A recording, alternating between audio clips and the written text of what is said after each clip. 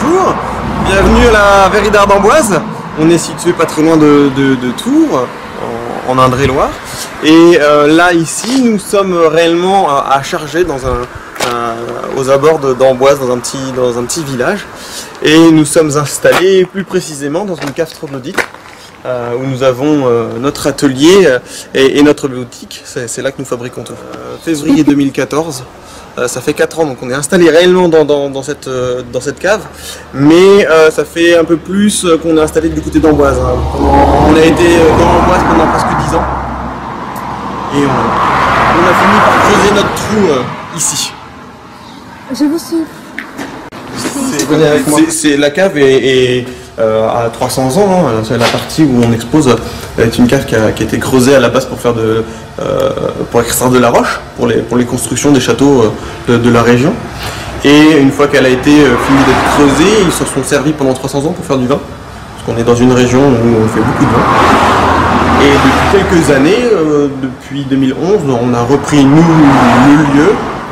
On a fait pas mal de travaux évidemment, hein, pour l'adapter à notre métier. Et depuis 2014, nous sommes ouverts à tout le monde et nous fabriquons toutes nos pièces. Alors, Patrick Lepage.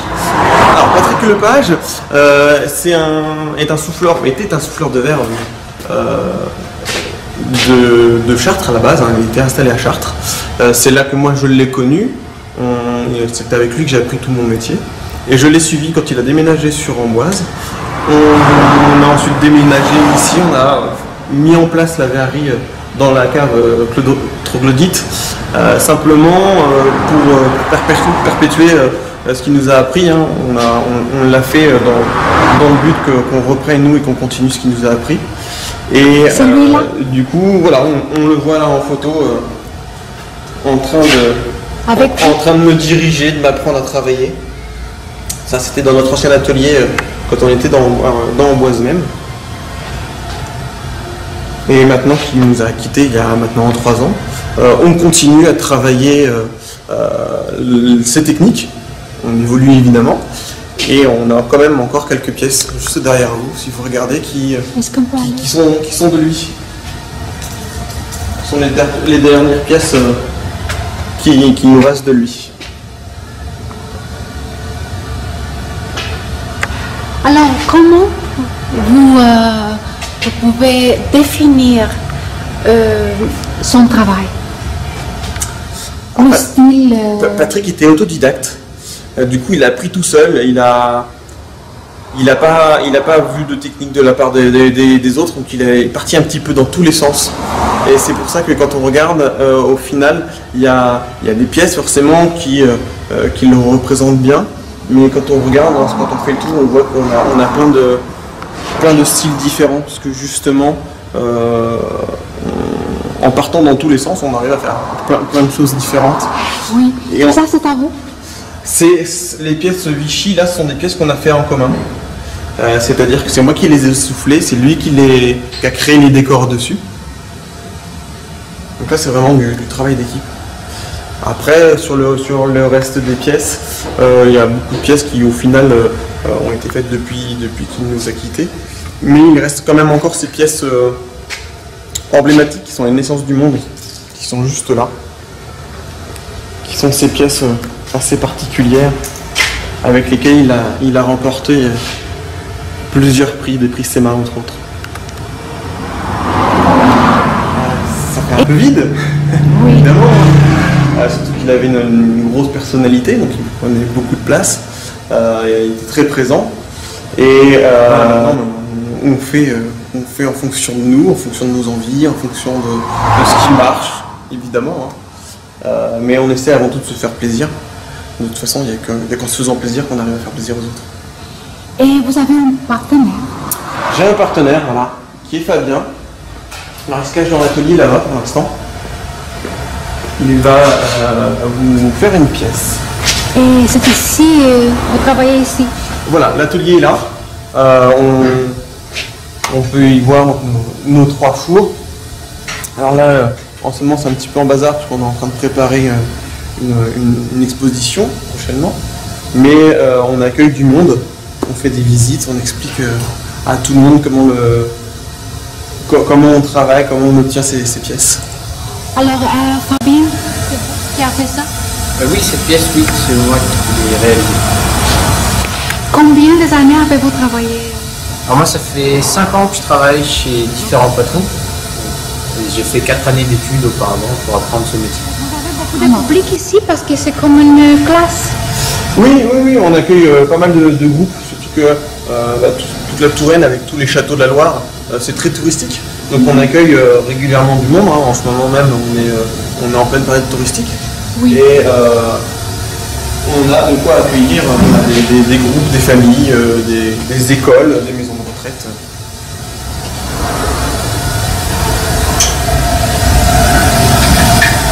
Alors, vous travaillez en conditions de grande chaleur? Ah oui, actuellement, il fait assez chaud. Dans l'atelier? Oui.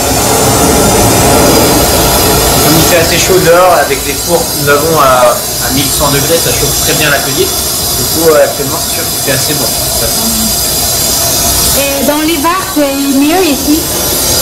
Après, oui, l'hiver, il sera même un peu froid dans la cave. Oui. C'est une grosse différence.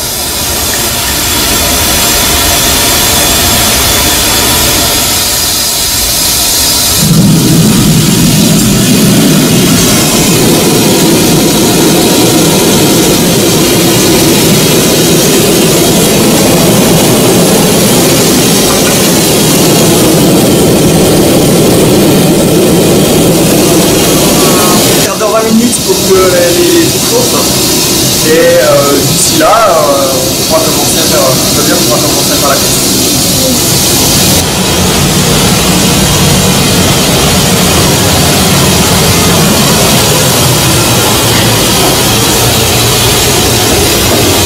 Alors, qu'est-ce qu'on a ici? Les couleurs? Là, je vais préparer du coup ma couleur pour ma pièce. Donc, je vais pouvoir disposer différents tas de poudre colorée dans la masse pour pouvoir ensuite colorer ma pièce. Le premier tas il sera de couleur blanche.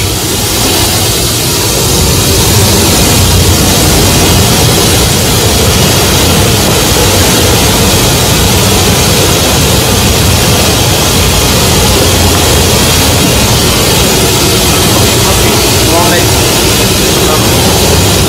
jaune.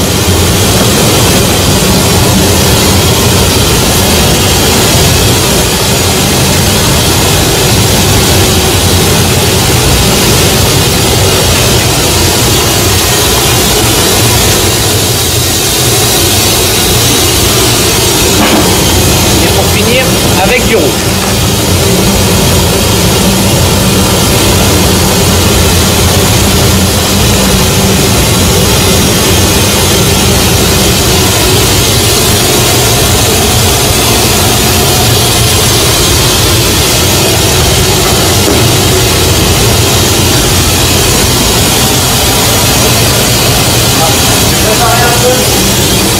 Les différents outils pour que je puisse du coup ensuite travailler ma matière et directement utiliser les différents outils que j'aurai besoin pour manipuler et travailler ma pièce.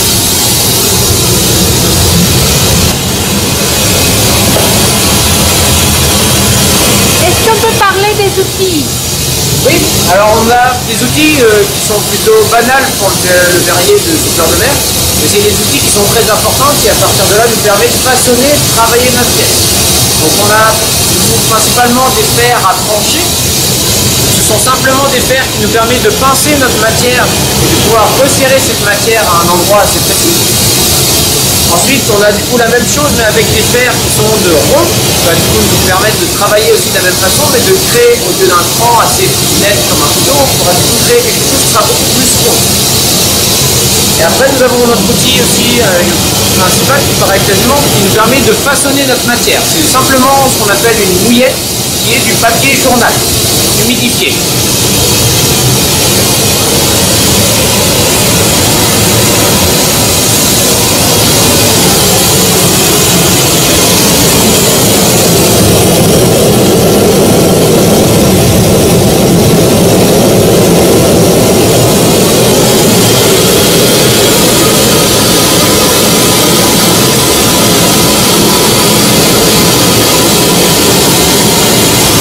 Vous réglez la température ici?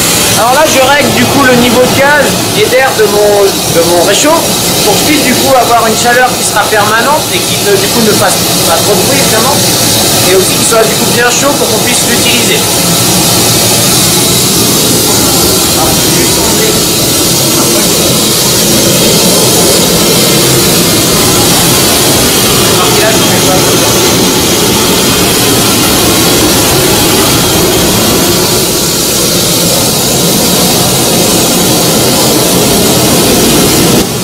Avant de commencer notre pièce, on préchauffe nos cannes. Donc pour les préchauffer, nous on les place simplement à côté de notre four de réchaud, que le bout de notre canne soit chaud et que la matière s'adhère sur notre canne. Donc pour le moment, comme notre four a été allumé il n'y a pas très longtemps, ils ne sont pas encore assez chauds pour qu'on puisse travailler avec, il faut encore attendre quelques instants.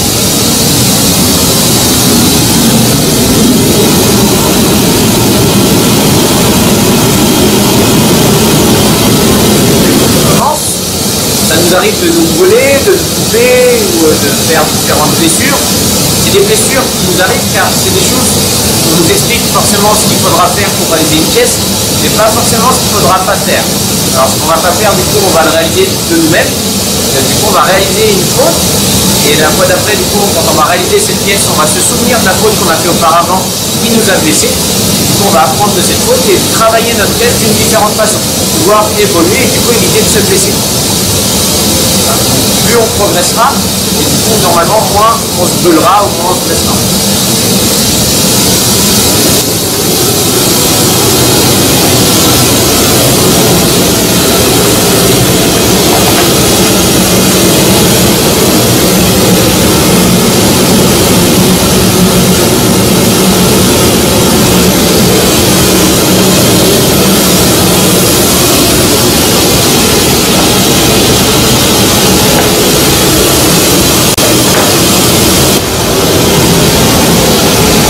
Alors je vérifie simplement la température de mon four de réchaud, de recuisson, excusez-moi, pour du coup voir s'il a la bonne température et le temps que je puisse réaliser la pièce, il sera à la bonne température. Donc là il est à peu près, on peut voir à peu près 320 degrés, plus ou moins. Du coup il manque encore une centaine de degrés, un peu plus, il nous faudra encore attendre notre cuisson à peu près à 450-500 degrés. Du coup, il manque un petit peu de température, ça va pas monter à partir de 150 ans, ça ne monte pas aussi vite qu'au début. Il faut juste qu'on attende encore quelques instants. Désolé. Oui.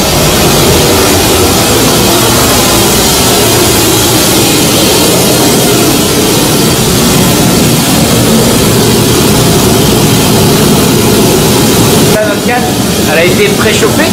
Donc à partir de cette canne préchauffée, on va pouvoir aller chercher de la matière.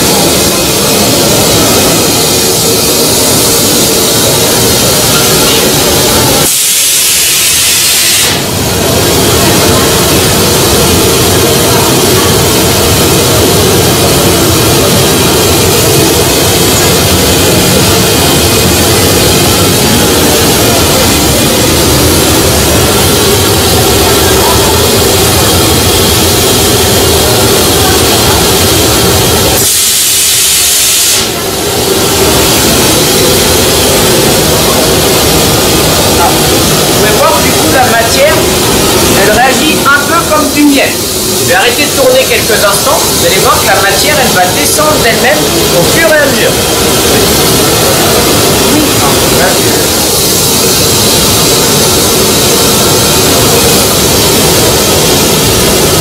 C'est pour cette raison qu'on tourne toujours notre canne en permanence, pour toujours garder la matière dans l'axe de notre canne et qu'on puisse travailler avec.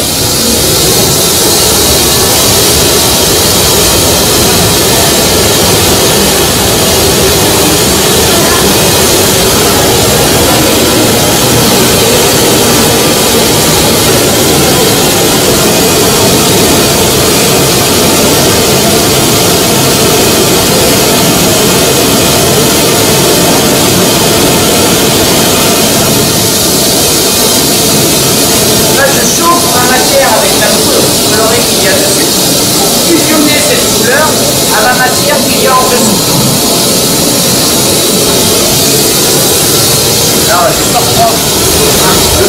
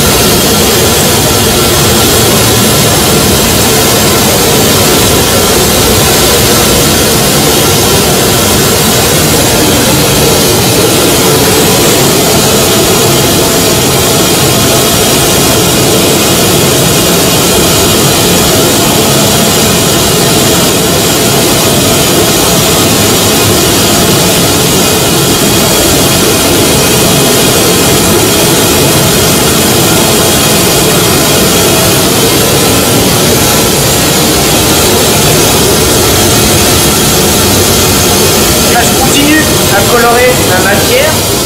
Cette fois-ci, ce sera une couleur qui sera par-dessus le blanc. À l'intérieur de ma pièce, il y aura des filaments blancs qui ont été créés auparavant par le décor vert. Et là, par-dessus, il y aura du coup un rouge qui sera aussi coloré par de la poudre. On chauffe aussi cette matière, cette poudre, pour toujours la fusionner à notre matière qui est à l'intérieur.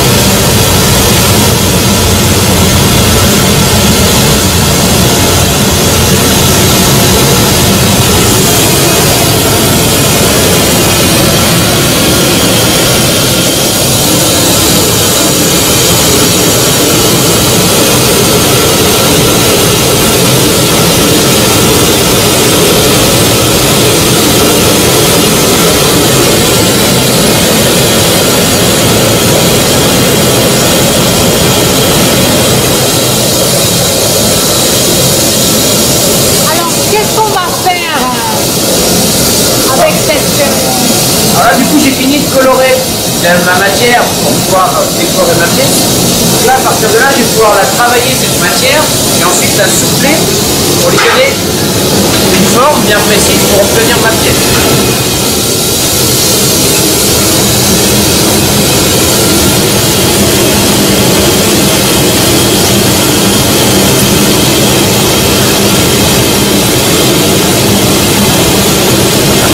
Avec mon journal, ma mouillette, j'ai pu du coup donner une forme un petit peu en forme d'œuf à ma matière.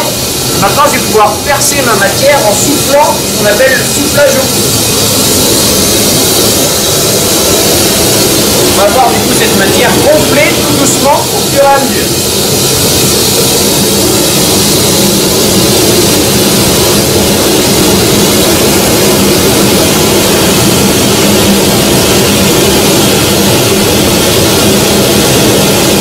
Ma première matière, ma canne, elle a été percée, donc elle a été commencée à souffler. Je vais la refroidir un petit peu avec de l'air pour du coup avoir une base qui est encore chaude. Si on approche notre main, on sent que c'est encore très chaud. Et vous voyez que du coup c'est assez froid pour ne plus bouger. Cette base, ça va me permettre d'avoir une base qui est solide et rechercher de la matière par-dessus pour que cette base ne se déforme pas et que je puisse contrôler la matière que je vais rajouter par-dessus. Il y aura du coup un éclat de matière transparente sur la couleur.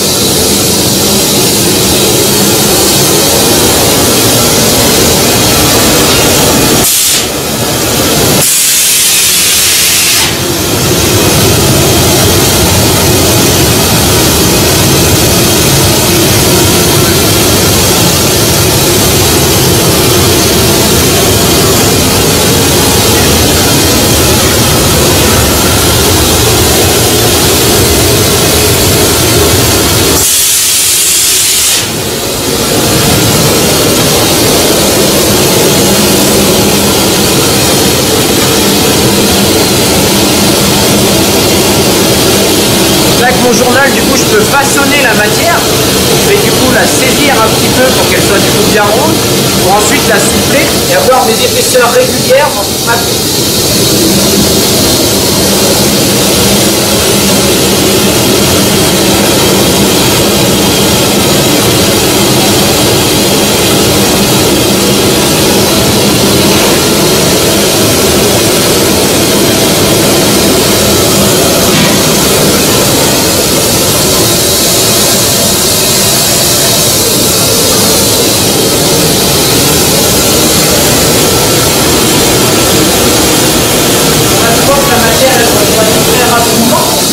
En 2-3 minutes, elle refroidit très rapidement, elle n'est plus assez chaude pour qu'on puisse continuer la pièce. Donc pour pouvoir la continuer, on va du coup la réchauffer dans le four de réchauffe, là où on a pu donner aussi notre couleur auparavant.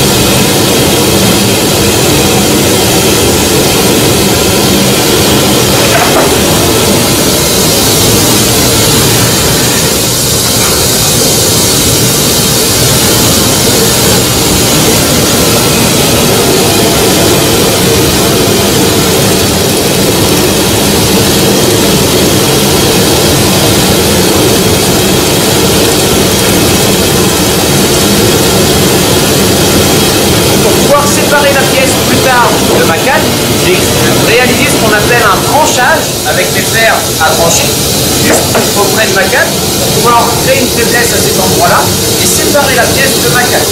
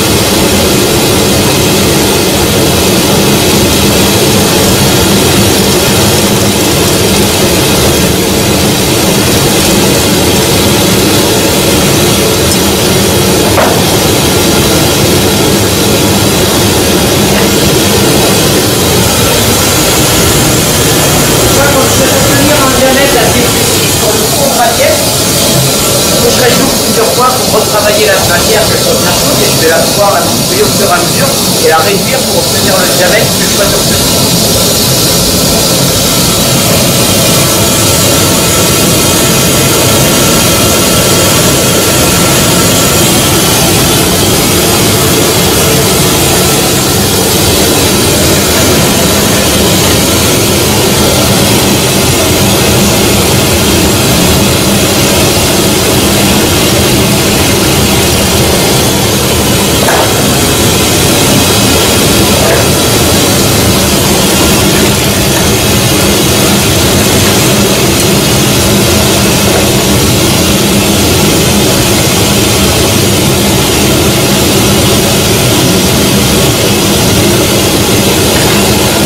Il va falloir faire attention à vous. Je vais venir à l'opposé du coup avec une canne pour coller ma canne à l'opposé de ma pièce et travailler ensuite l'ouverture de ma pièce.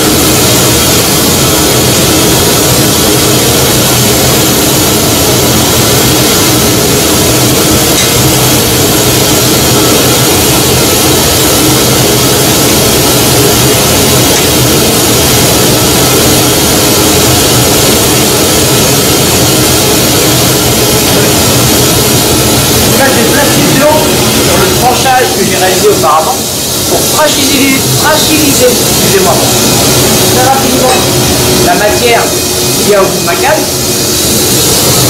et ensuite taper sur la canne pour créer une onde de choc qui va se disperser et détacher la pièce de ma première canne.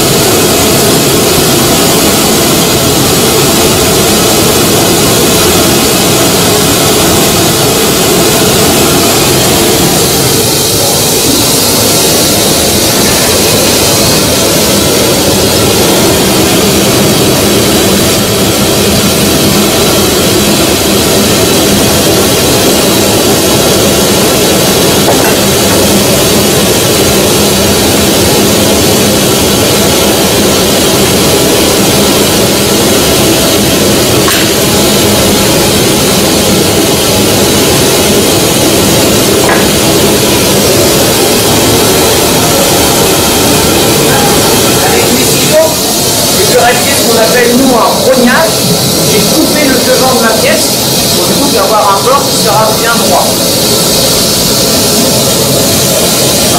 Le bord, vous allez voir, je vais le déborder au fur et à mesure, surtout pour avoir du coup, je vais transformer cette boule, on va dire, en forme de coupe qui sera un peu sous forme de coupe à fleurs comme il y a sur le banc juste à côté.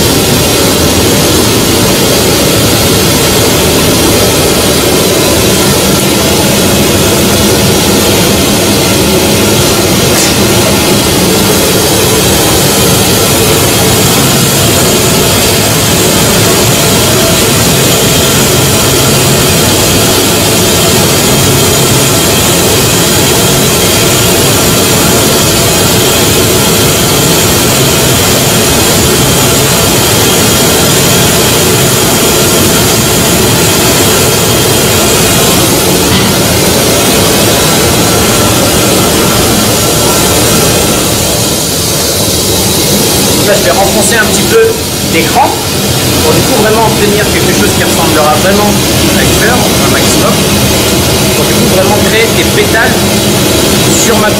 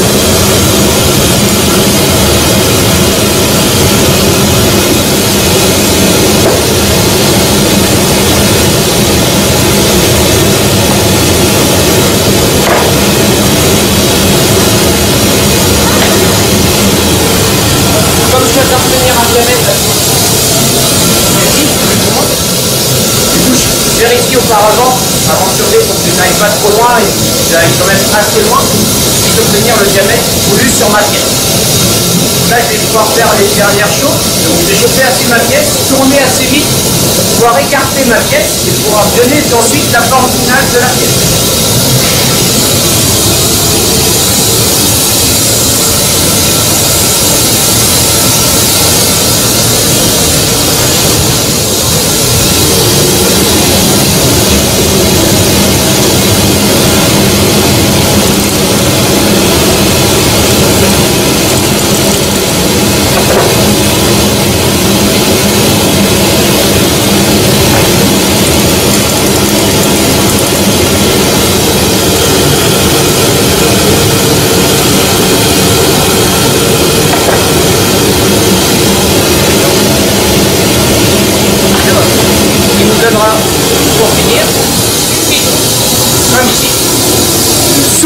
fleurs, avec plein de filaments à l'intérieur qui est créé par le blanc, qui sera rouge sur l'extérieur.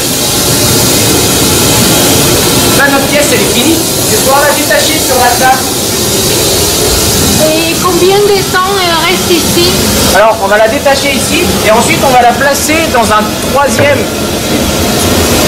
et dernier four qui est notre four de recuisson. C'est le plus gros cube juste à côté de moi.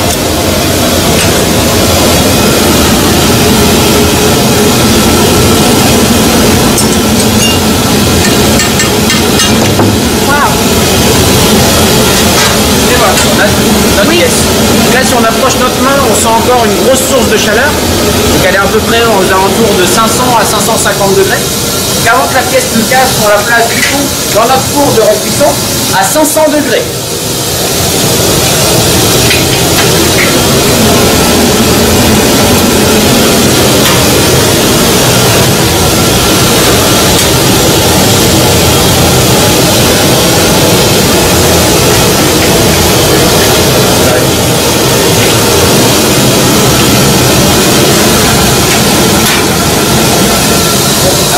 Notre pièce elle va rester maintenant toute la journée dans notre four, elle va y rester toute la nuit aussi pour qu'elle descende tout doucement en température et qu'elle puisse du coup refroidir tout doucement pour qu'elle ne se brise pas.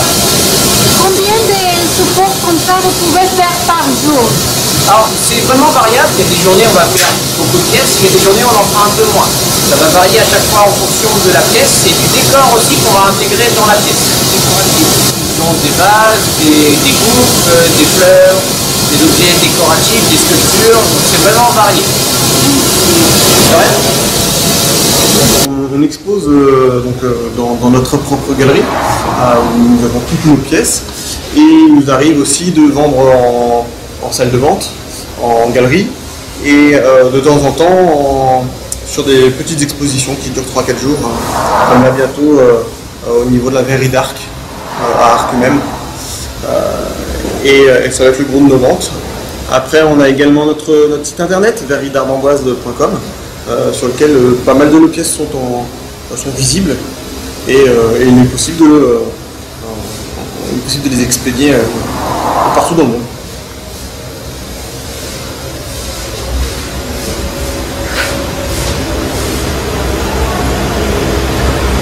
Merci.